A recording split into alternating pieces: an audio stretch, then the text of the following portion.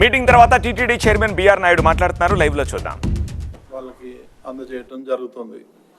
So ఇది చాలా దురదృష్టకరమైనటువంటి incident. దీని మీద ఎన్నో రకాలుగా ఈరోజు పేపర్లలో కానీ మీడియాలో కానీ వచ్చింది. కాకపోతే ఈ ఇన్సిడెంట్ జరగకుండా ఉండాల్సింది. ఎవరో ఒకళ్ళిద్దరు చిన్న పొరపాటు వల్ల ఇంత పెద్ద ఇన్సిడెంట్ జరిగింది. ముఖ్యమంత్రి గారు దీని మీద జ్యుడిషియల్ ఎంక్వైరీ చేశారు. ఆ జ్యుడిషియల్ ఎంక్వైరీ రిపోర్ట్ వచ్చిన తర్వాత ఎవరైతే బాధ్యులు ఉన్నారో వాళ్ళందరి మీద కూడా చర్యలు తీసుకుంటామని చెప్పేసి ఒక గంట క్రితం ముఖ్యమంత్రి గారు నాకు ఫోన్ చేసి చెప్పడం జరిగింది. కాబట్టి ఇందులో ఎవరికి ఎలాంటి అనుమానాలు ఉండక్కర్లేదు. ఇది దురదృష్టకరమైనటువంటి సంఘటన. మరి ఇలాంటివి రిపీట్ కాకుండా తగిన చర్యలు తీసుకుందామని చెప్పి బోర్డులో నిర్ణయం తీసుకున్నాం.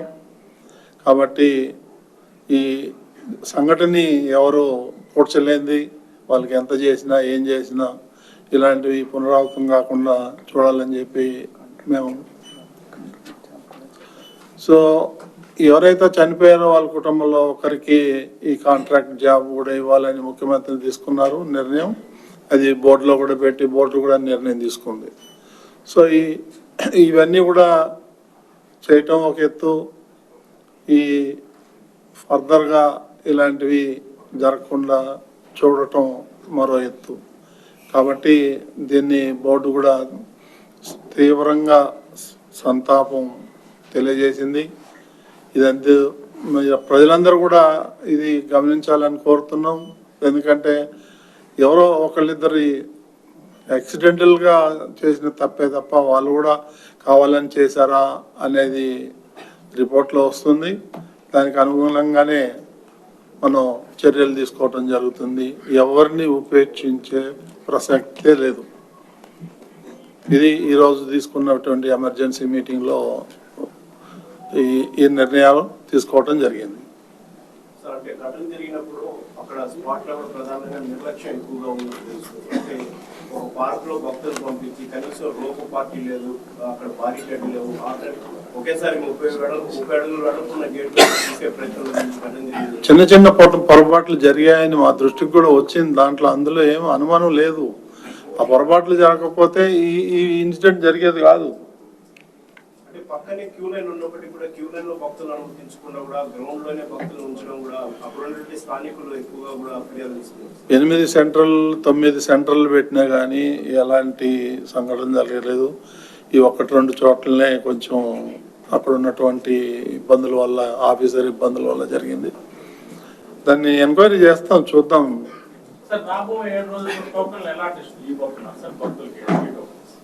సో ఏ రోజుకి ఆ రోజు ఇద్దాం అనేది తిరుపతిలో అక్కడనే కంటిన్యూ చేద్దాం ఈ సంవత్సరం వరకు.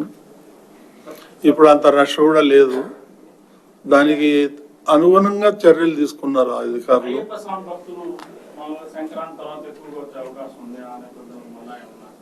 దాని గురించి మాట్లాడదామండి.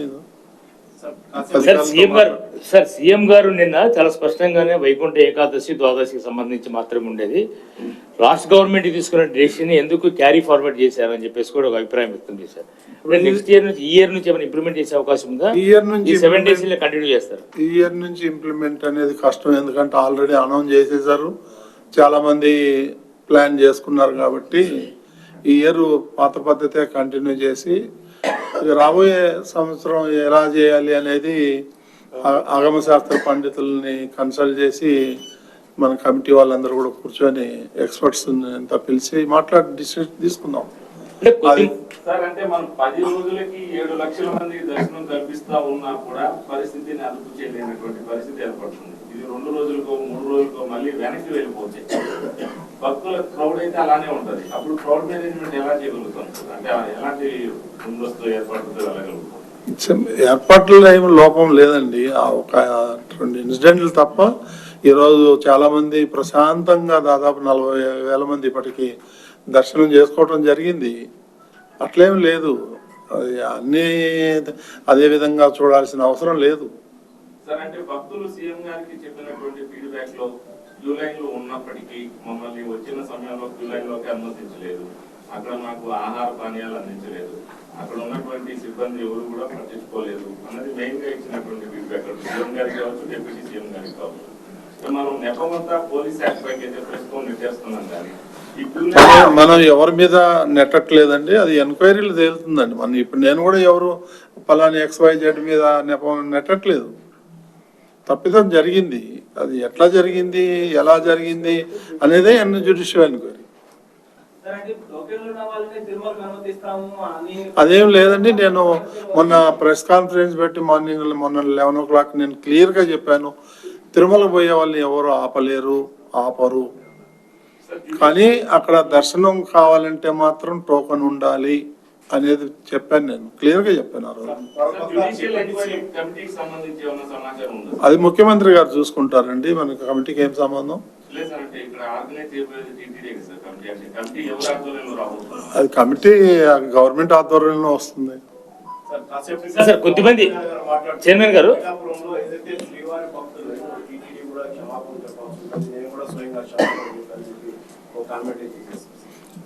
క్షమాపణ చెప్పడంలో తప్పులేదు, చెప్పినంత మాత్రాన చనిపోయిన వాళ్ళు బతికి రారు కదా.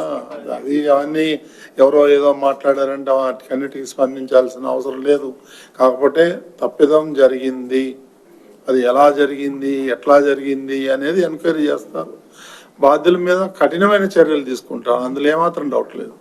సార్ కొద్దిమంది బోర్డు మెంబర్లు టీటీడీ ఈఓలు కానీ లేదంటే అధికారులు కానీ రాసిన లేఖలు పరిగణలోకి తమకు తీసుకోలేదు, వైకుంఠ ఏకాదశి లాంటి పర్వదినాల్లో చేపట్టే కార్యక్రమాలకి బోర్డుని కన్సల్ట్ చేయలేదు అని చెప్పేసి, ఇది వాస్తవమా? ఏకపక్ష నిర్ణయాలే కారణం అది? ఏకపక్ష నిర్ణయం కాదండి, బోర్డుకి నాకు చెప్పారు, నాకు కొంతవరకు పవర్ పాయింట్ ప్రజెంటేషన్ కూడా ఇచ్చారు. నేను వచ్చి ఎమర్జెన్సీ మీటింగ్ కూడా పెట్టాను 2 సార్లు. అదే మీకు ప్రెస్ లో కూడా చెప్పాను గతంలో. కొంతమంది బోర్డు మెంబర్లు చాలా స్పష్టమైన ఆరోపణలు చేస్తున్నది, నేను ముఖ్యమంత్రి కూడా ఫిర్యాదు చేశారు, బోర్డు సభ్యులను పరిగణలోకి తీసుకోలేదు ఇలాంటి ఈవెంట్ జరిగినప్పుడు, శుభకార్యం జరిగినప్పుడు అనేది. అలా ఏం లేదండి, అందరికి చెప్తున్నాం మేము. సార్ డిప్యూటీ సీఎం గారు కూడా అధికారుల మధ్య సమన్వయం అదే ఎంక్వైరీ తీరుతుంది కదా, మేము ఎట్లా చెప్తాం? రాబోయే రోజుల్లో ఎంక్వైరీ జరిగేటప్పుడు మేము ముందునే ఇట్లా జరిగింది అట్లా జరిగిందని చెప్తే ఇంక ఎంక్వైరీ ఎందుకు? సీరియస్ గా పెట్టే కదా జ్యుడిషియల్. ఇది సీరియస్ గా ఉంది కాబట్టి మనం జ్యుడిషియల్ ఎంక్వైరీ చేసింది.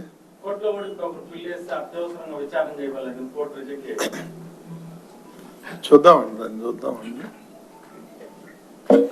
మేము కూడా ముఖ్యమంత్రి గారి దృష్టికి కూడా తీసుకెళ్తాం, తొందరగా ఎంక్వైరీ కంప్లీట్ చేయమని చెప్పి.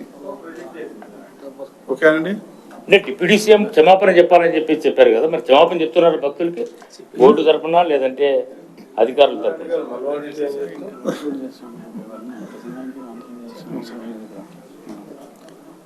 సరే అండి, థ్యాంక్ యూ అండి.